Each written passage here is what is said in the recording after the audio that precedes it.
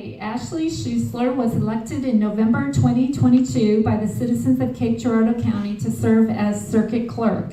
Ashley's roots run deep in Cape Girardeau County, and she takes great pride in raising a beautiful family alongside her husband. Ashley was hired to the Cape Girardeau County Circuit Clerk's office in 2014. She began her career with the courts as a civil division clerk from 2014 to 2019. In 2019, Ashley was promoted to senior court clerk and served in this position until 2022 when she was elected. Ashley stays involved in the community, serving on multiple boards. Please give a warm welcome to Ashley Schuessler.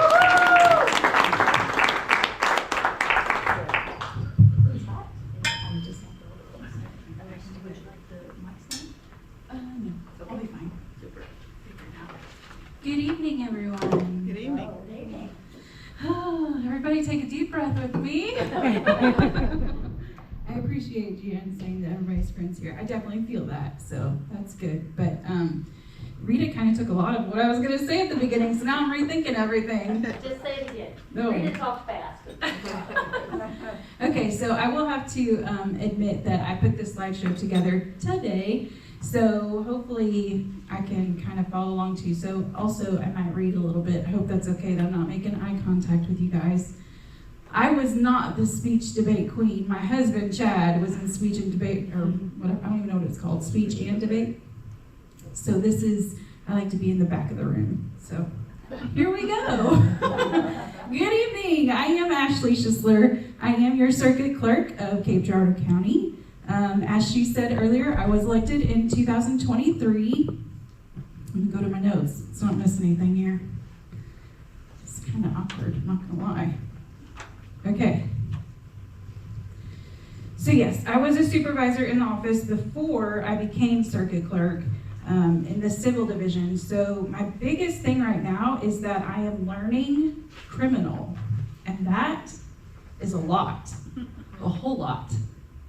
Civil, I guess if I really think about it, is a lot as well, but I've just been in it for so long that it's second nature to me now, where criminal is, it's a beast that I'm learning. But I'm gonna figure it out, don't you worry. Invite me back in a little bit and I'll have all the answers for you. But anyway, the first thing I would like to do is introduce you to my family, who is not all here. Oh, there we are.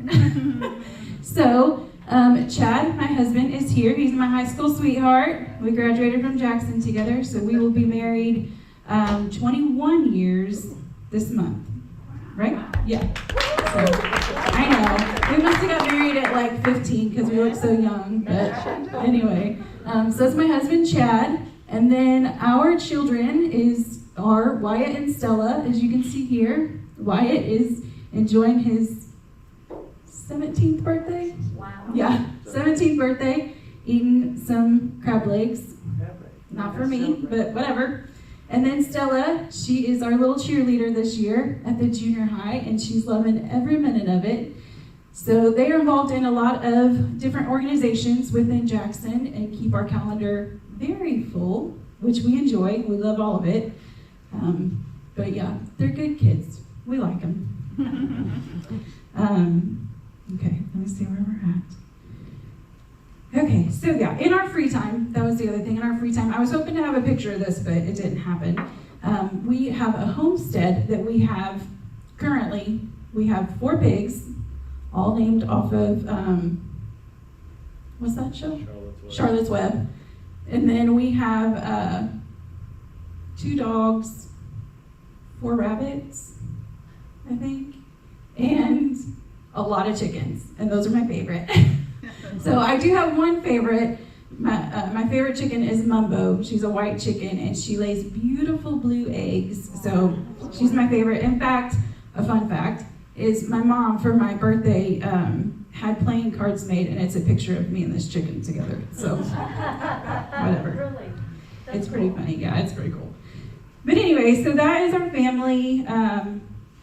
Some of the things our family stands for is we're faith, we serve, and we're a family of integrity. Those are the 3 things that if I could sum up our family, that's what we're true to.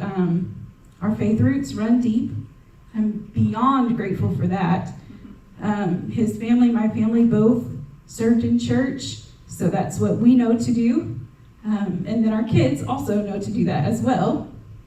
So that's what they're used to. Let's see, what are some other things? I'm trying to get all this personal stuff out of the way. That's probably about it. I would say, if I can preach to you for a minute, I would say that to all the moms and the grandmas, do not stop praying for your family. Your prayers are valued, if I could say it that way. So don't stop. Just because we grow up and get bigger, do not stop. To the fathers, the granddads, keep leading your family in the ways of the Lord. It's imperative, as we just saw. So that's all the preaching I'll do. But just so you know, that's our stance. Okay, I think that's it for the personal stuff. So let's jump to what I do. Okay, it's going to be a brief little lesson because, as I was telling Jan earlier, so my position is, if you were to put us in, think back to grade school when you were writing papers, you have the middle bubble of your main thing, and then you have all these little spokes going out to describe it. That's essentially my job. We have so many different directions that we go within the circuit court that it's really hard to put together a really nice flowing conversation. So it might seem a little squirrely, but I did my best. Stay with me. So the way it kind of works, this is the Missouri's judicial branch, kind of a chart to show you. You have the Supreme Court, you have the Court of Appeals, and then you have the circuit courts. Below the circuit courts is the municipal courts. Those are local to your city. I didn't include those, but anyway, that's what's there. So, and I will explain all this a little further as we go into it.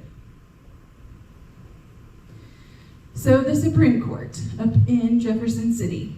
This kind of outlines what the cases that they have jurisdiction of. And it, it's so hard trying to keep it simple. But it tells you here what all they go through. So like the validity of the United States statute or a treaty, constitutional provision, the state revenue laws, the death penalty, and then I think it says challenges, to elected officials' rights to hold office. So that's a lot of what the Supreme Court does.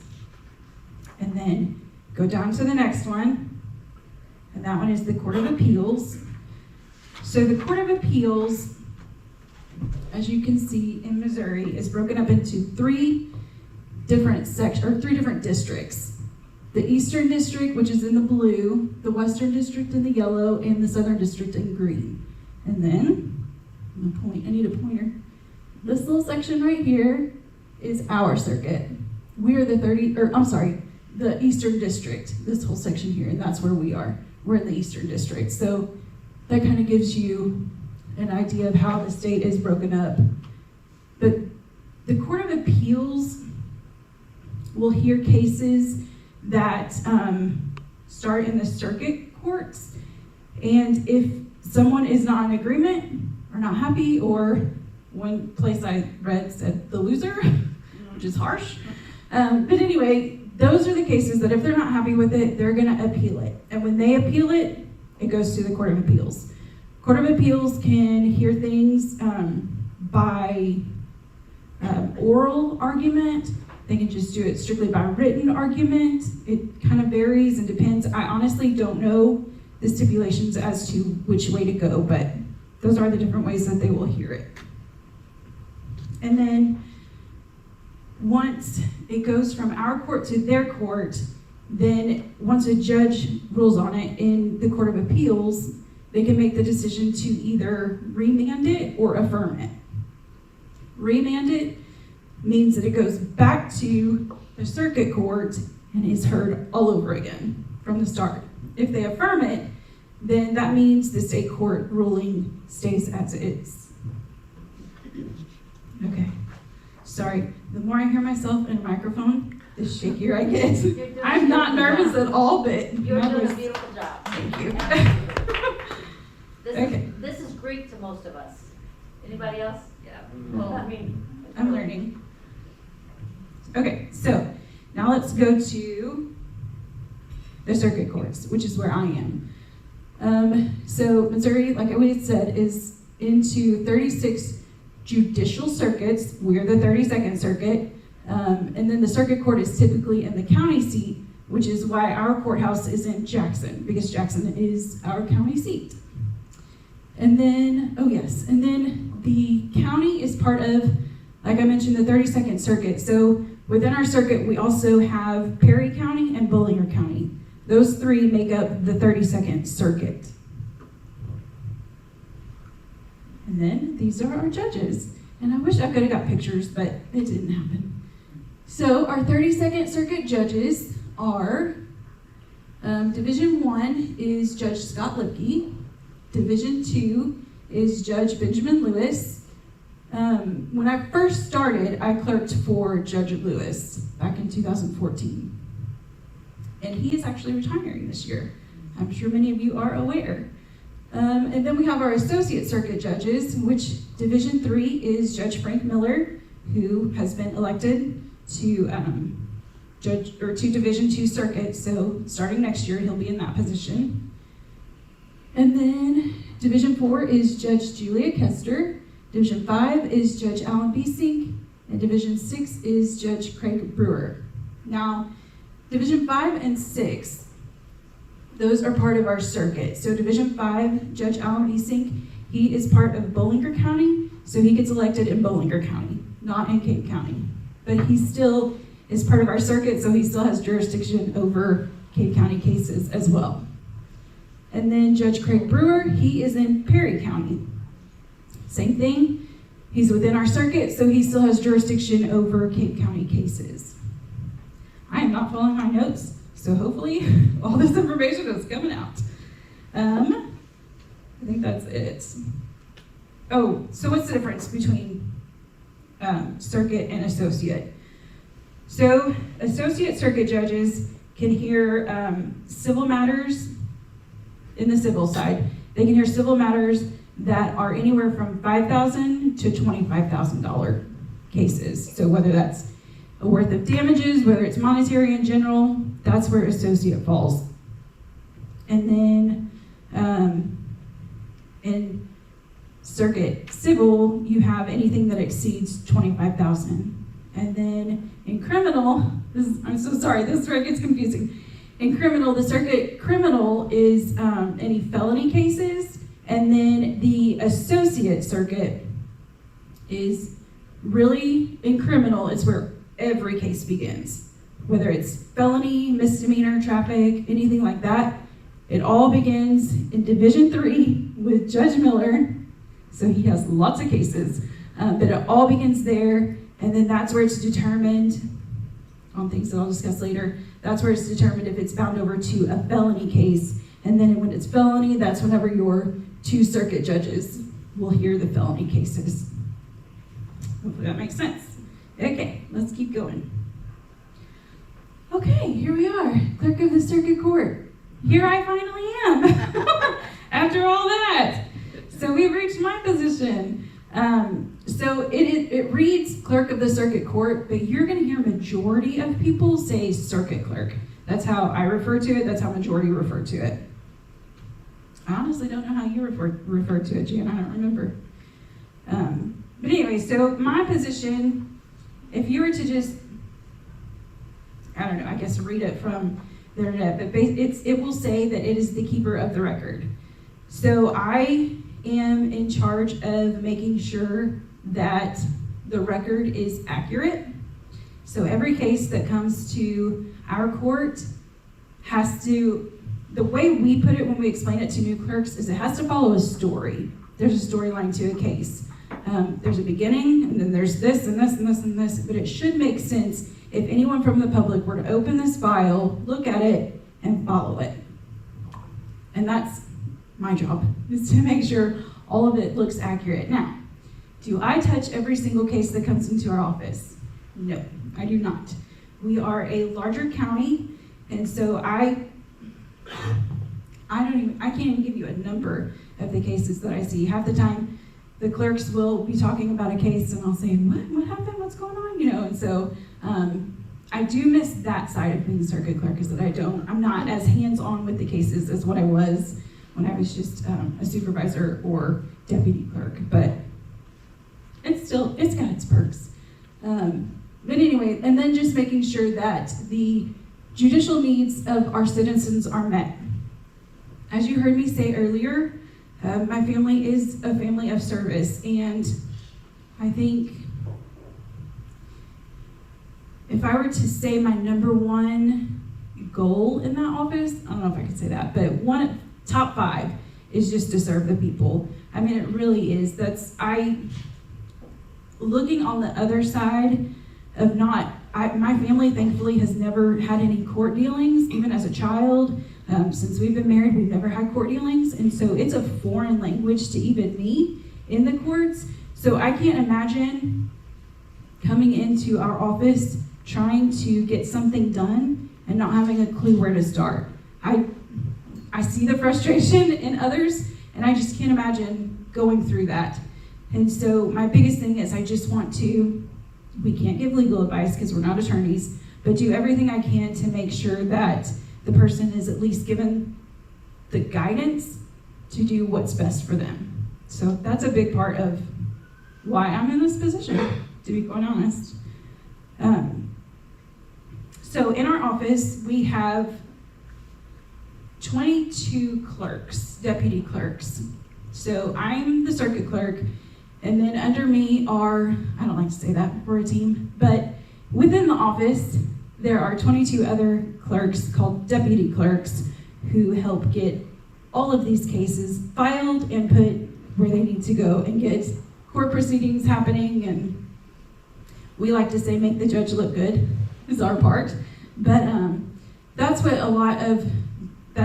they do under me, I guess. And so within that, there's more criminal clerks than there is civil, because as I'll share later, there's a lot more criminal cases than there are civil in our county, unfortunately.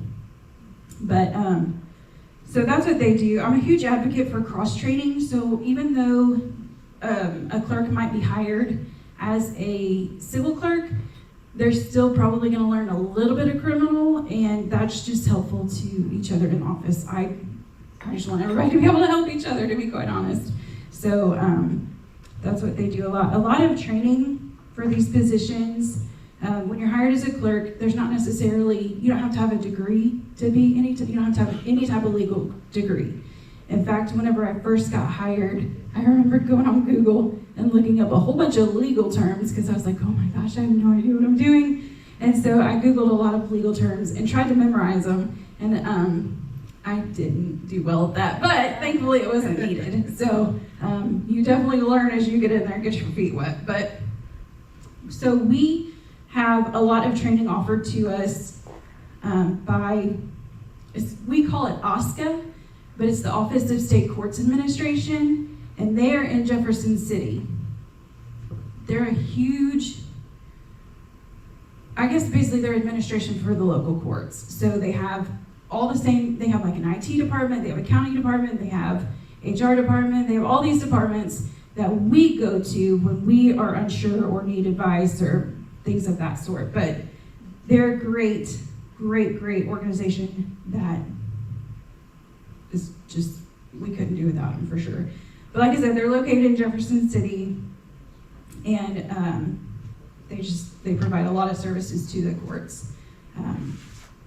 And so when I first took office I was elected in 2022, so I took office in 2023.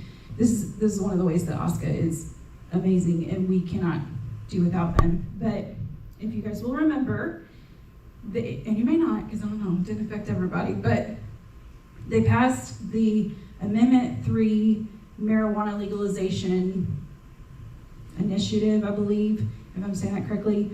And so there was some fine print in there that, I want to make sure I read it correctly. It included that the amendment was the expungement of misdemeanor and felony marijuana possession related cases dated back to 1971. So within that came straight to us, the local courts, not just Cape Girardeau County, every county, but it came directly to us, and we were doing automatic expungements, and we were doing expungements by petitions. So we had to look at records from 2023 all the way back to 1971, go through these records, find out if, I'm just gonna use the word criteria, was there to expunge the cases. And so I pulled a report, I think it was last ran back in March, and we had reviewed well over like 5,500 cases. And then of those, I think I wrote that one down. Yeah, about around 1,600 cases had actually been expunged. So whenever I say review the case, we're literally reading every word of that probable cause to see if the criteria fit. And if it did, then we created orders and gave the orders to the judge to sign. And then the judge would sign the orders, and then we would process the orders, and then we would mail it to the defendant. And it was a lot to start in office and get that first. It was a little overwhelming. And I'll be real honest, I didn't have my hands real down in the dirt with that one. Thankfully, I have whatever amazing clerks, can't speak highly enough about them, that took the initiative and said, hey, we know what's going on here, because again, it was criminal, and that's a foreign language to me at the time. And so she kind of just took the bull by the horns, or whatever that saying is, and really helped just work that through. We did trainings, all kinds of things, but OSCA was, all that to say, OSCA was great in that. So that's something that they do too, is there are legal advice. And so anytime laws come down, or we have our legislative update off of, as we all know, the laws, that amendments, things like that, then they're the ones kind of telling us how our processes and procedures are going to change. And that happens more often than we like, unfortunately. But anyway, so yeah, they're really great. And I would say that most of you all are grateful for them as well, because they are the backbone to CaseNet. So I don't know how many of you are familiar. Has anybody ever gotten on CaseNet? It's public. You're not going to be shamed for getting on it. You're going to be encouraged, because that's why they're doing it. But anyway, so Missouri CaseNet, a wealth of information on there. But the big reason that people use it is for this little button right here, search for a case. So you can get on there, you can get stuck in a plant. But anyway, you can get on there and search for cases. I'm not gonna lie, I don't really know what you search for. I'm guessing you put in a name. I've never gotten on that side of it, so I don't know what that looks like. But I do know you can search for cases. So something else, so yeah, it's a web-based search portal. And also in 2023, what was changed in June of 2022, but it became a new rule from the Supreme Court that they were going to allow public access, a grander, public access to CaseNet. So now it started in July 1st of 2023. A lot of filings that were not public are now public. And that, again, I'm not complaining about this, I'm just letting you know how our office is doing. But that created more work, again, for us. So we're in the middle of expungements, and now we have what's called public access, or we call it redaction in our office. So now new court forms are being implemented, and you now have an attorney or a pro se person, that a pro se person is just someone who's filing without an attorney. They now have to file 2 different forms if there is personal information on it.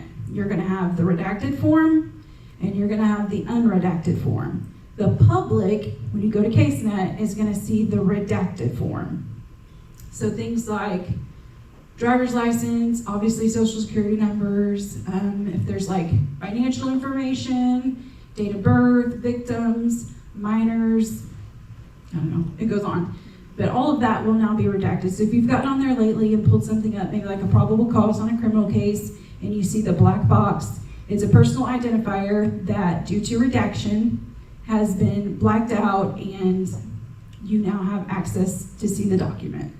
So that was a big part too. That one actually, we had the legal team from OSCA in Jefferson City come down and do a training with the local Missouri bar, some of their staff, some of the clerks, and it was very, very intense. But so yeah, if you've ever utilized CaseNet, then you can thank OSCA as well. But I am grateful. They're a wonderful team. So anyway, I think that's the main thing about that. Okay, so maybe some more, or something that might be of more interest to you, is the types of cases in circuit courts. So remember whenever I said there's this bubble and then there's all these little spokes coming out from it? That's kind of where we get to here, and it could get a little confusing. And I'm not going to test you on it, but if you're interested, this is where you tune back in. So I'm not going to look at my notes, I'm just going to read this off with you. So the types of cases in circuit courts, like I told you earlier, there's a criminal side and there's a civil side, is how we view it in the office. So criminal cases. Circuit criminal are the felony cases, and there's multiple classes determined by statute. I'm not going to go over those with you, but I'm sure you could Google them if you want to. And then there is associate criminal. This case is going to be more like your misdemeanors, your traffic tickets, your citations, things of that sort. And that's all heard in associate level. And then in civil, this is where you have circuit civil that handles like your dissolutions, your adoptions, your monetary, I don't know why that says requests, but it'd be like petitions of over $25,000 or more. That's going to be like your medical malpractice cases. We have a lot of those, unfortunately. Hope there's no doctors now. And then we have, what's some other circuit civil ones? Medical malpractice, some personal injuries like car wrecks and things like that. I can't think of any other ones off the top of my head. It's also the name changes. I will say, just a little plug for adoptions, the circuit civil judges get to do that, and that is their absolute favorite court days.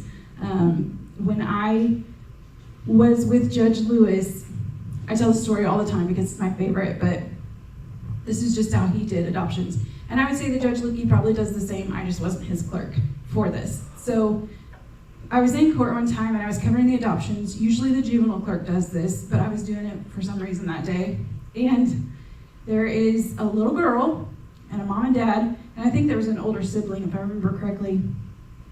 But we're going through the adoption proceeding. Adoptions are not public, by the way. Those are private. You cannot sit on those unless you have permission from the family or something.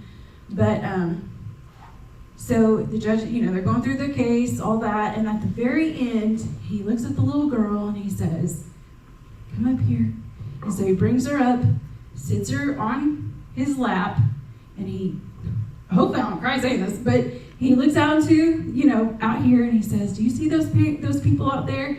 And she shakes her head, and he said, "Those people want to love you for the rest of your life, and they want to call you they want you to call them mommy and daddy." And I can't remember it all because I'm like fighting back tears at the time. But it was the sweetest thing, and he just makes the child feel so valued. It's such a sweet moment, and I'm sure Judge Lukey does the same thing. But anyway, he does that with them, and then he lets them grab the gavel when it's all said and done, and then they get to hit the gavel. So it's super sweet. He also does that with teenagers, but he'll tell them that it would be awkward if they sat on his lap. So there's that too. But he lets them hit the gavel if they want to. So those are really sweet. Side note about adoptions. Associate civil is your monetary requests from $5,000 to $25,000. So these are your rent and possession, your lost titles. If you ever buy something that does not have a title, we get those phone calls often. We don't have a form for it, but this is where you file it. And then there's other cases as well within associate civil. Some of the other associate civil cases that fall under the associate civil judge are your juvenile cases, abuse and neglect, and delinquency. Difference of those, abuse and neglect is what it is. A child at home is not getting proper care. Children's division gets involved, and then it becomes a case with the juvenile office. Delinquency is going to be the ones that is like a criminal case, just in juvenile court. Orders of protection. Those are the adult and child orders of protection. Probate, that's your wills, estates, guardianship, mental health. Your not so great cases, the sexual predator cases fall under probate. And we do actually have a few of those, unfortunately. And then small claims is your monetary requests that are zero, or I guess a penny, to $5,000.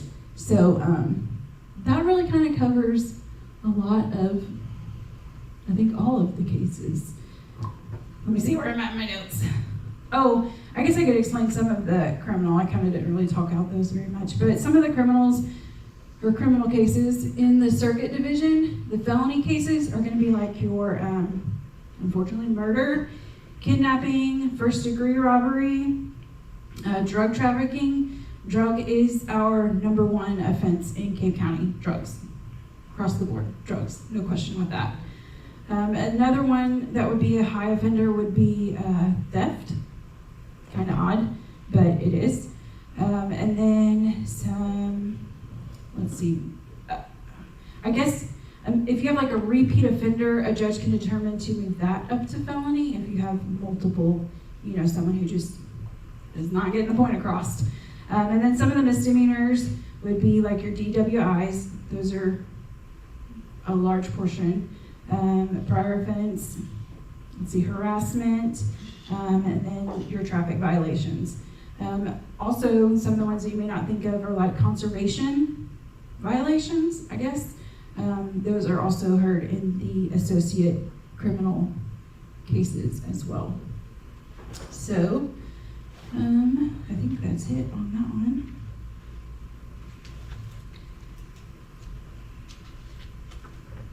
I'm gonna take a minute to read my notes. Okay, so how can cases be heard? Or I guess, let me walk you through a case. So I'll walk you through a civil case first. You have a complaint or something's not right, and you want to seek justice for it. So what you're gonna do is file a petition with the courts. Now, depending on the petition or what you're filing, what type of case, you can go to that lovely website that we were just at, CaseNet, and there is a large number of forms on there for different cases. There's not a form for every case, but there are some on there that you can use to start your petition. So take it to the court, it's gonna get filed. You are going to get what we call a case review. And with that case review, the judge is going to ask, are you ready to proceed? If yes, then you're gonna set it for a special setting, a hearing or a trial. It can be a bench trial where you have witnesses, you have evidence that you're gonna present. Basically, your time to oral argument is what you're gonna do. And then based on all of the evidence, the judge will make the ruling. That would be a bench trial. The other option is a jury trial. And I'll come back to that because I'm gonna switch to criminal real fast. So in a criminal case, the way those cases get started is there is a crime committed. Law enforcement, local sheriff, whatever, creates a probable cause statement. So that's their statement of saying what happened, the crime they committed, things like that in detail. Probable cause statements are public. You can go on CaseNet and view them. You will probably see a redacted one that has black marks on it, but you can see it. So they'll have a probable cause statement that they send to the prosecuting attorney's office.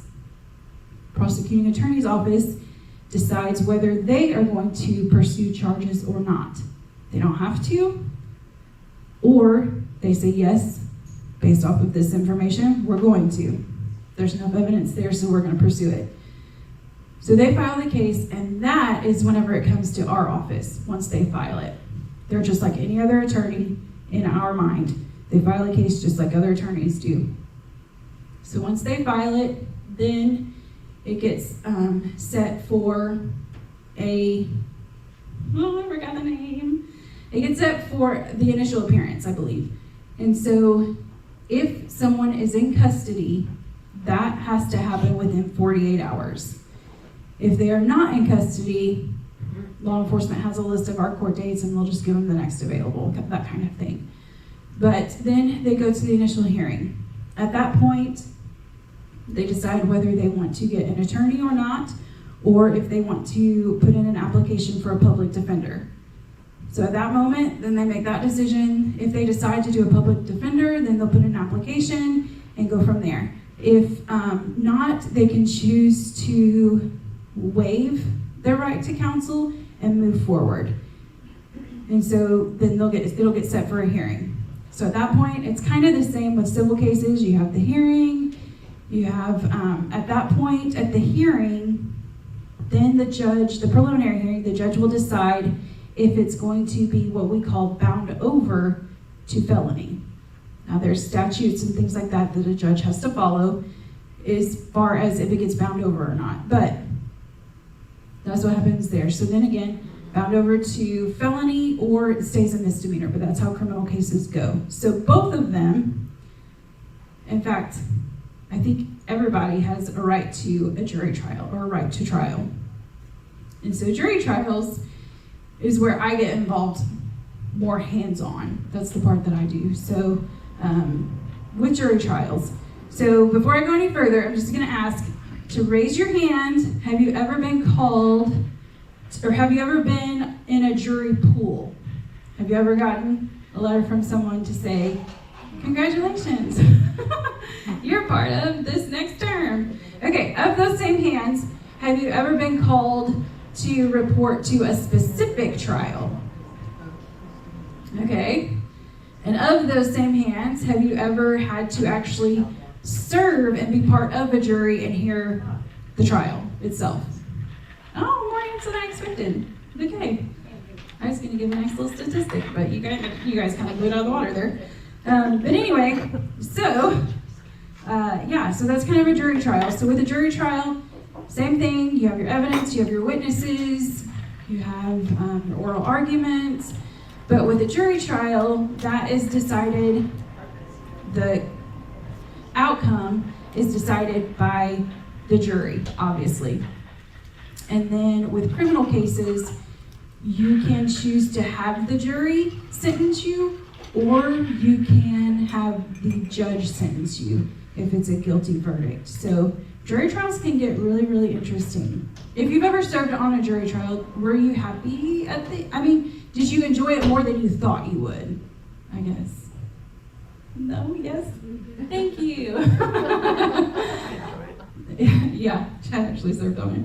And thanks to Chad for Cape Girardeau County, you now have coffee makers in all of your jury deliberation rooms. It was before I became circuit clerk. But he was telling me how he was like, there are not any coffee makers in any of these jury deliberation rooms. And I was like, really? And he said, yeah. So we made the suggestion and now they're there. Good job, Chad. For all of you coffee drinkers. So anyway, yeah. So we get a lot of questions on how is a jury chosen. So a jury is chosen from it starts at the Secretary of State. They create a master list based off of driver's license and voter's registration. So they put together this master list, and then we have a program called Show Me Jury that we use that pulls from strictly our county And I don't know the algorithm, so don't blame me if you get chosen multiple times, but it'll pull names and put them into what we call a pool. And then from the pool, we kind of do it again, just on a smaller scale, as to who's going to get chosen for each jury trial. So don't blame me. But I appreciate your service anyway. But anyway, and then, within Cape County, we do have a 4-month term for jurors. So that doesn't mean that you're going to get called to every single jury trial, because a lot of times, if you've been called, you know that jury trials go off. So it is an inconvenience because you change your schedule. I get that 100%, but they do tend to go off. So it's kind of a nice little surprise, or may not be, depending upon. And then I threw together some quick statistics for you for Cape Girardeau County, because I like statistics. But you'll see on the left-hand side is fiscal year 2023, and then on the right-hand side is fiscal year 2024. And then in fiscal year 2023, the 2024 has not been released yet, so privy to you guys. But the 2023 it had the population at 112,275, and this is for Cape Girardeau County. And then you'll see our circuit civil cases. Is that a timer for me? Nope. Okay. I was gonna say, yes, I'm done. Okay, so circuit civil cases, those are your malpractice, the things like that I already said. There's 342. In fiscal year 2024, there's 337. Fiscal year 2023 domestic relation cases, those are like your dissolutions, your child support cases, child custody cases, things like that. You'll see the numbers are 1,237 and then 1,180. Associate civil and small claims, those are your rent possessions, your smaller number monetary. You'll see 1,959 and then 2,310. So we had a major jump from that one. Probate is your 614 and 553, and you can see on. But criminal, you will see that there is definitely a jump, and then the jury trials, it was actually a smaller number. So it's just kind of fun statistics to look at. And then, I have a question. sure. How come that population, you said Cape County, but according to the census, US Census, how come that's higher? Because Cape is typically, I think we're 81,000.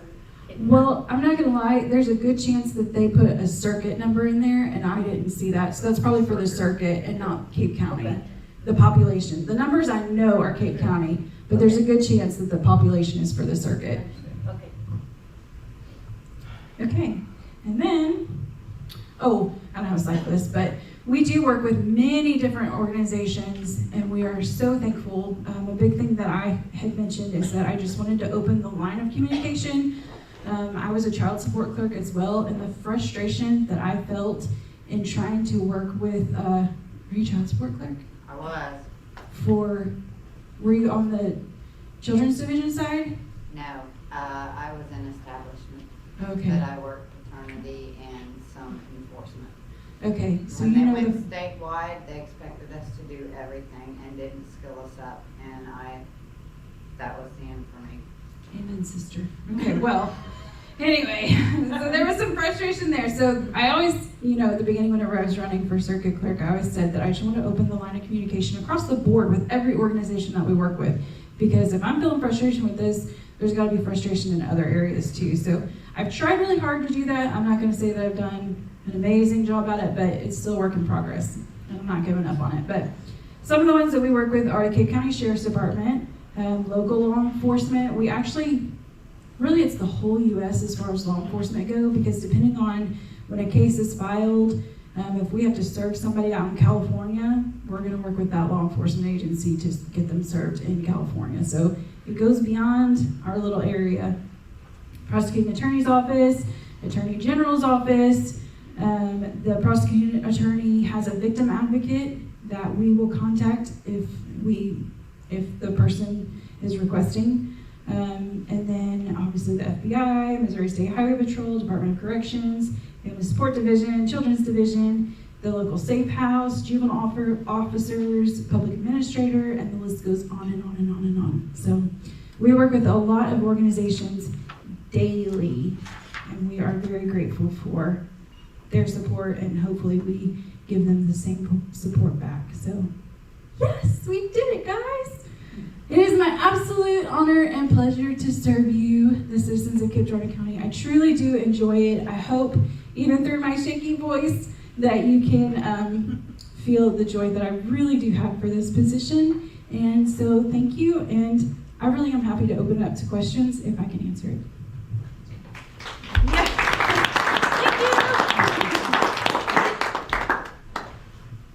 You did fabulous, darling. That looks kind of dead here. There we go. All right, we'll take questions, because I wrote down a bunch. Go ahead, Donna. I've had some friends that say they don't sign up to vote because they don't want to be on jury duty. Is that legit? Well, I mean, if they have a driver's license, they're going to get in there. So it doesn't matter if they sign up to vote or not? Mm-mm. Okay. No, it's going to be by driver's license or by voter's registration. And I moved down here, and about a year and a half later, I was asked to serve on jury duty, and my mother-in-law, who lived here all her life, never got asked. That is not fair. I know, it actually happens more than you would think. We had a guy not too long ago who came in and he was like, I literally just served on the last term. How am I doing it again? And I just smiled and said, I don't know, I'm sorry. And then we had a woman who got married. So her maiden name she served, got married. The next term, her married name got pulled. And so it happens. I'm sorry. But I had someone say to me, I learned this through some of my training, if you were the one who was being on the thing, don't you want someone who has wonderful morals and ethics to be able to decide your fate? Yes. So consider it an honor. I've never got to go. I've been pulled up once and they never called my name. My husband's been pulled up so many times. Yeah, I did too, never had to Next go. question? Yes, Andrew. Okay, is that the only way to get on the jury, or can you like volunteer? The reason I'm asking is because then I get paid by my employer too. There you go. No, unfortunately you can't volunteer, and you're not the first person to ask that. We've had people call in who are adamant about wanting to serve on jury, and I just tell them to contact the Secretary of State. I thank them, but then I say, I'm so sorry, there's really nothing. It's just all part of a master pool. All right, I have a question. So with Judge Miller leaving and going to Ben Lewis's place, the next appointment, is my understanding, will be by the governor? Correct. And so will that be Parsons or will that be Kehoe? It's a good question. We don't know the answer to it. We're hopeful that it is Parsons, just so we can get somebody in the position and not have to put the workload either on a senior judge, who is someone who's retired but is still filling a position as needed, or just some of our current judges. But either way, the workload will continue with or without a judge. And then I have another question, and I don't mean to take up everyone, so if put your hand up. So who hires the deputy clerks? How would anyone can apply for that, and then who do they interview with and who hires? So anyone can apply whenever there's a vacancy. You will interview with me, yay. But that's it. So I'll make the decision. There's nobody else that makes it. It doesn't have to go to a judge. It doesn't have to go higher up than me. I'm the one that hires within the office. And so their interests should be, a lot of people need jobs, and so if you're looking for someone charactered, maybe I can refer some people, I don't know. Yeah, whenever we have a vacancy, I will say there are not, a testament of the job is there are not very many vacancies that happen. It's usually whenever someone retires, or a lot of times, myself included, we leave the job thinking there's greener grass and then realize that there's not, and want to come back to it. So thankfully I was able to come back to the job. But so yeah, I don't remember where we were going with that. I got sidetracked. If they're interested in Qualifications. Yeah, okay. If they're interested or whatever, you would just go to, when it's posted, it will be on the website called mocareers.com, www.mocareers.com, and all Missouri state jobs are on there. So if you're interested in working for the state, it's not just the circuit clerk's office. All right. And, okay, Yvonne? I was on something really interesting up in the St. Louis area back in the 90s. I was on a federal task force for 18 months. And so they would call us for jury duty about 3 days a week every month. And we would hear racketeering, RICO cases, drug cases. They would like sneak people in because a lot of them would be, you know, giving Informants. testimony, Yeah. and they didn't want people to know about it. So it was really interesting. It started out being 6 months, and we had so many cases that we were involved in. They extended it for another 6 months. And we were into so many cases, and they did it for another 6 months, so it turned out to be 18 months altogether. It was really, really interesting to see all of that working together and Yes. how they pull those cases together. It is interesting. That's cool. On that case.net you were talking about, does that apply to other states? My granddad was murdered when my mother was a baby, and that was in Oklahoma. So would they have that case.net, and I could look up his case? So Missouri is actually one of the leaders in that. They are only in Missouri, but they're one of the leaders as far as working throughout the state together. I don't know that all the states have that option. So I could. I don't know Oklahoma. No, I don't know offhand. I'm sorry, but no, Missouri just works all together. But it's interesting that you can pull up within different counties of Missouri. You have access to that. I'm gonna answer your question because I've been looking in Texas, and I've been spinning my wheels trying to get, you have to look at counties, you have to log in, you have to get an email, you have to set up accounts, but it is doable in Texas and Alabama. Those are the two that I've looked into. So just keep digging. Some of that, they want you to pay. Okay, first question. When did DWIs become misdemeanors instead of felonies? I do not know the answer to that question. Orders of protections. If I'm the filer, I come to court, does the person I file against also come to court? As long as they have been served, and a case will not move forward, any case will not move forward until there is service. So as long as they have been served, it is up to them whether they appear or not. Okay.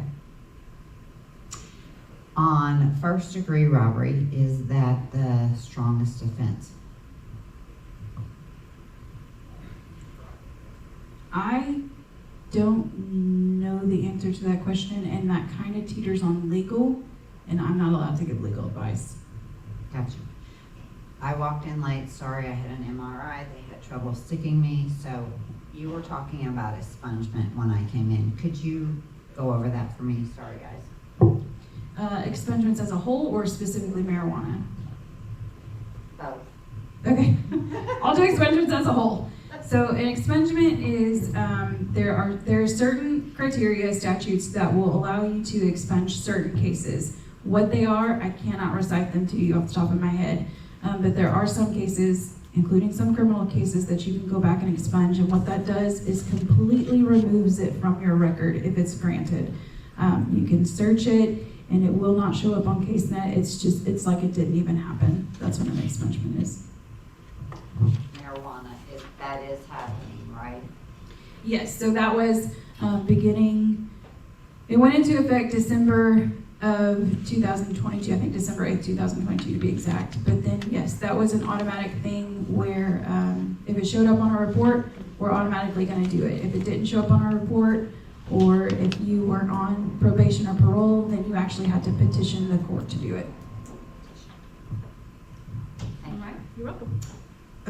In the case of a protective order, if that goes to trial and they decide that that was bogus, have you ever seen the allegation, the person that made the false allegation, get in any trouble? I'm not ignoring you, I'm just thinking. I don't believe so. I do believe, I mean, as long as they're not committing anything criminal on their side by the allegation, obviously.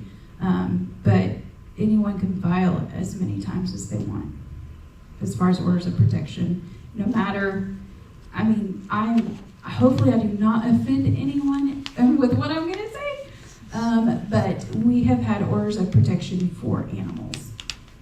So, I mean, it can be as far-fetched as it can go. Yeah. Well, I have been working on that. I think false allegations should have consequences. And then you're gonna stop hearing it. That's what. Guilty of around here. Good luck to you, honestly. All right.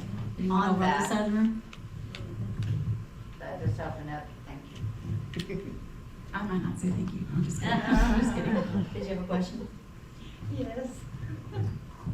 Okay, so the judge at the time, I've only had to do one, and it was my ex-husband, and it was for a good cause, and he didn't show up. So on that, if they don't show up, it's an automatic grant for a year, is that correct? It becomes a default, and as long as there's service, yes. Okay, thank you. All right. One more question. How many conservation cases do you see? I have no idea. I've never ran it as far as conservation goes. Honestly, Chad could probably tell you more than I could. I only know of 2 that have went all the way in. Yeah, we do get them more often than you would think. Yes. Conservation, Department of Conservation, just probably shooting at nighttime, I don't know, who knows? Yeah, it can be anything that's involved with a hunting permit. can Hunting fall under or boating. Yeah, hunting or boating can fall under conservation agent. Conservation agent actually carries just as much as the state highway patrol. So they can, anything that is associated and they question, Is it the same thing as a game warden? yes, game warden, Missouri conservation agent. And so, just so you know, the Office of Department of Conservation in Jefferson City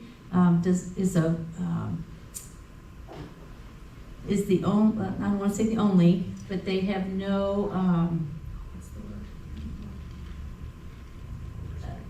JCAR. Do you know what JCAR? The Joint Commission, anybody help me out? Drawing a blank. Anyway, JCAR are the Rules Committee, and Department of Conservation does not have JCAR oversight. Yeah. So they get to kind of. They make their own Do rules. their own thing? I'll say it. They do their, yeah. I'll say it so you don't have to. They make their own rules. They do, and, so we're still rolling. Anyway, that's a very interesting conversation. We could have Senator Moon address that, because he and I go on and on and on about it. They have a lot of perceived authority and no oversight. Anyway, very interesting. I will say one thing if I can on that. They're also the only ones that always have, the person they're talking to probably has a gun. Yes. Just to say, because they're dealing with people that are always in hunting situations. And from someone who has family members that are game wardens, they have had guns in their face on more occasions than I like to think about. And I'm not saying our police officers don't, but I'm just saying, like, there's definitely a weight that goes with that position. Certainly, I didn't look at it, that's not good. Do they wear body cams? Game wardens? Game wardens? Now they do. I mean, obviously but yes, the ones that I know, the ones that I'm connected to do have body cams on. That's great. So, and that's provided they're on duty. I mean, they're just like a police officer. Even if they're not on duty, they're still a law Who enforcement grants them agent. their authority to do what they do? I need to, because there's no I can't. there's just, yeah. Anyway, okay. You did wonderful. You I'm out did, of the hot seat. yes, you did wonderful. Come, let's stand for a minute.